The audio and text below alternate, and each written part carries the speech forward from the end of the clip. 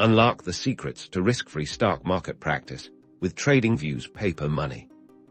First, navigate to the TradingView website and sign up for a free account or log in if you already have one.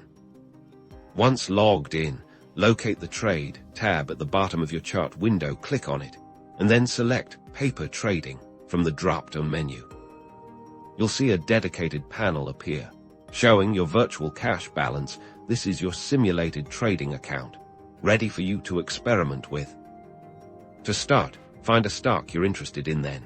Using the Order Entry panel, you can place simulated buy or sell orders. Specify the symbol, choose an order type like market or limit, enter your desired quantity, and set a price if applicable, then click Buy or Sell to execute your trade virtually. Keep track of your simulated trades in the Orders tab. Here you can see your open positions, their current profit or loss, and your trading history. As you practice, you'll see how your chosen strategies perform in real-time market conditions, without any of your own money at stake. Experiment with different technical indicators, chart patterns, and trading strategies. Practice makes perfect, and paper trading is your perfect training ground.